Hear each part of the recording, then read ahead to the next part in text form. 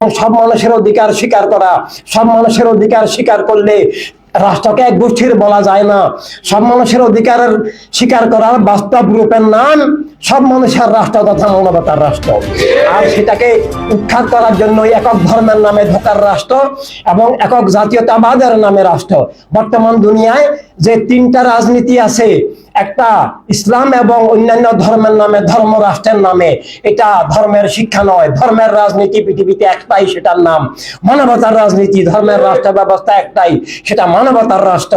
আর বাকিগুলো ধর্মের নামে ধোকার রাষ্ট্র। ধর্মের নামে দলীয় মতবাদ চাপিয়ে দিয়ে ধর্মকে কবর দেওয়ার নাম ইসলামের নামে, অন্যান্য ধর্মের নামে রাষ্ট্র। ধর্মকে খুন খারাপি, সন্ত্রাস, কলঙ্কে রূপান্তরিত করার নাম ধর্মের নামে রাষ্ট্র। এটা ধর্মের নামে যে রাজনীতি, সেটার বিরুদ্ধে আমাদেরকে লড়তে হবে। ধর্মের নামে রাজনীতি ধর্মের রাজনীতি নয়, মানবতার রাজনীতি ধর্মের রাজনীতি। মানবতার রাষ্ট্র ওই ধর্মের রাষ্ট্র, একক ধর্মের নামে রাষ্ট্র। ধর্মের নামে অধর্ম, উগ্রবাদী, সন্ত্রাসী, রাষ্ট্রীয় সন্ত্রাস। ধর্মের নামে রাষ্ট্র জবরদখল করে দলীয় মতবাদকে ধর্মের নামে চাপিয়ে দিয়ে আসল ধর্মকে উৎখাত, ধ্বংস, জবাই করার নাম একক ধর্মের নামে রাষ্ট্র। এটা ইহুদি রাষ্ট্র, রাম রাষ্ট্র, বৌদ্ধ রাষ্ট্র, কিংবা ইসলামের নামে রাষ্ট্র, তালেবান, ওহাবি, সালাফিদের রাষ্ট্র, এগুলো হচ্ছে। তো এইভাবে একক ধর্মের নামে যে রাজনীতি, সেটার থেকে ধর্মকে, রাষ্ট্রকে, জীবনকে রক্ষার নাম মানবতার রাজনীতি।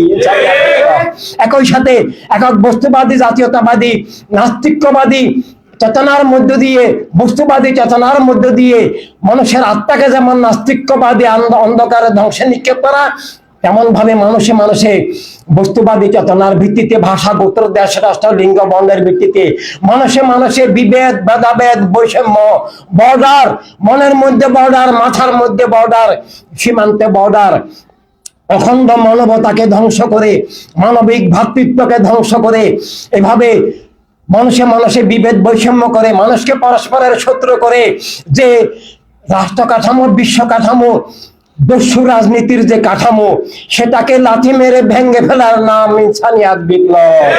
মানবতার রাজনীতির মধ্য দিয়ে মানবতা বিনাশী, মানবতা বিধ্বংসী, জীবন বিধ্বংসী, সত্যের দুশ্মন, স্রষ্টার দুশ্মন, সত্য বিরোধী, স্রষ্টা বিরোধী, রেসালাত বিরোধী, জ্ঞান বিবেক বিরোধী, যে একক গোষ্ঠীবাদী স্বৈর রাজনীতি, যার চেয়ে বড় নিকৃষ্ট মিথ্যার ধারা, যার চেয়ে বড় মানবতা বিরোধী অপরাধ দুনিয়াতে আর কিছু নাই।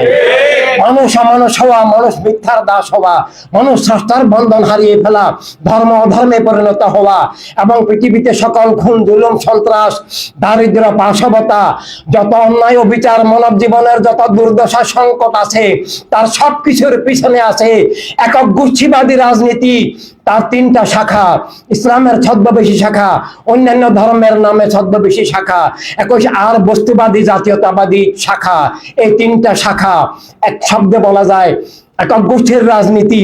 এবং ওদের একক গোষ্ঠীর এই স্বৈর রাজনীতির মধ্য দিয়ে একক গোষ্ঠীর স্বৈর রাষ্ট্র কায়েম হয়, স্বৈর দুনিয়া তৈরি হয়ে গেছে, কায়েম হয়ে গেছে। মিথ্যা এখন সব রাষ্ট্র দখল, সব মানুষকে দখল, মুসলমানদেরকে দখল, সবার আত্মাও দখল করে ফেলেছে। এই মিথ্যার বিরুদ্ধে টু শব্দ নাই, প্রতিবাদ নাই, আসে শুধু জিন্দাবাদ, নাউজুবিল্লাহ। আর সেখান থেকে বেরিয়ে এই মিথ্যার বিরুদ্ধে মহাবিপ্লবী সংগ্রাম, যেন আমরা মিথ্যাকে, জুলুমকে, অন্যায়কে, একক গোষ্ঠীর স্বৈর রাজনীতিকে আমরা মানি না, মানবো না। আমরা সেটাকে উৎখাত করে আবার মানবতা, মানব সত্তা এবং মানবতার রাজনীতি, মানবতার রাষ্ট্র, অর্থাৎ মানবতার রাজনীতি মানে আল্লাহ, আল্লাহর হাবিবের ভালোবাসায়, সব মানুষকে ভালোবাসার, সব মানুষকে রক্ষার, আল্লাহ, আল্লাহর হাবিবের বিধান হিসাবে সব মানুষের নিরাপত্তা, অধিকার, স্বাধীনতার ফিরিয়ে আনা, সব মানুষের প্রতিনিধিত্বশীল, সব মানুষের কল্যাণে, সব মানুষের মানবিক স্বার্থের রক্ষক যে জীবন নীতি, সেই জীবন নীতির ভিত্তিতে রাষ্ট্র এবং বিশ্ব গড়ে তোলার একমাত্র সুস্থ, স্বাভাবিক, প্রাকৃতিক, ধর্মের দিক থেকে, জীবনের দিক থেকে যে একমাত্র পথ, জীবন নীতির একমাত্র নীতি, সেটা হচ্ছে মানবতার রাজনীতি, সেটা আনতে হবে। মানবতার রাজনীতি অস্বীকার করলে মানব জীবন অস্বীকার হবে, স্রষ্টার বিধান অস্বীকার হবে, সমস্ত রেসালাত নবুয়ত অস্বীকার হবে এবং সব মিথ্যা জুলুমকে কবুল করে নেওয়া হবে। মানবতার রাষ্ট্র অস্বীকার করে ইসলাম দাবি করা যায় না, কোন ধর্মের দাবি করা যায় না, মানুষ দাবি করা যায় না। সে মানবতার বিরুদ্ধে শুধু নয়, স্রষ্টার বিরুদ্ধে যুদ্ধ লিপ্ত